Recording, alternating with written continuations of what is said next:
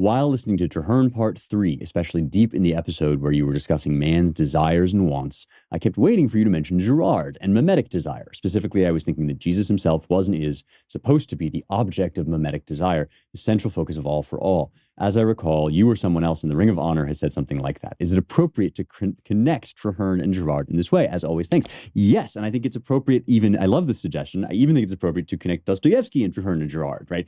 So you have, chronologically, you would start with Dostoevsky, or excuse me, that's wrong. Chronologically, you would start with Traherne, right, and then lead up through Dostoevsky, and then get to Girard. I think they're all together recognizing something. And Girard, very close reader of Dostoevsky, by the way, right? The idea that desire is mimetic, right?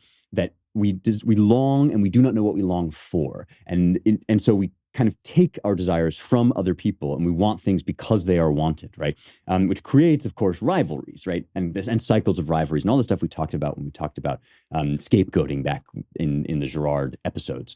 The answer to this, right, is to turn that desire onto something which can reflect back to you a stable ground, right? A thing that is good enough to answer all of this, and that will then call you into a relationship of imitation, right? Rather than desiring, what your brother wants or what everybody online wants, right? Desire what Christ wants, because what Christ wants is God. Christ is able to want God, who is the highest good. He's able to look almost in this kind of Socratic way, right, at the good beyond all goods. And you, looking at him, can want what he wants, right?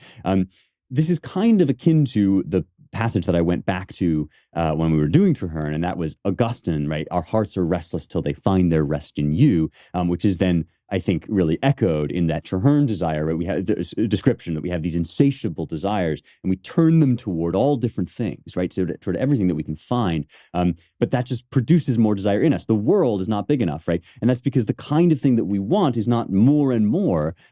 It's better and better. And finally, best, right? The root of all goods. And so we just keep getting more and more to try to satisfy that, but it only gives us more desire. This is what Dostoevsky has Zosima described, right? In the kind of ruthless acquisitionism, if you might call it, of kind of capitalism without moral breaks, or socialism itself, right, in its essence, right, this sort of endless sea of quantity rather than the kind of resolution into quality. And that's what kind of Girard gives us, I think, in the relationship with man and Christ, right? That Christ points us upward at a thing that answers all of our desires, and so brings them into peace and allows them to be directed to the lesser things kind of in a derivative way. Yes, great. It's great to add Girard into that mix. I think we've been talking about this subject from a lot of different angles. And I think one reason why Girard is so powerful is because he kind of gives us a framework for thinking about this in the modern day.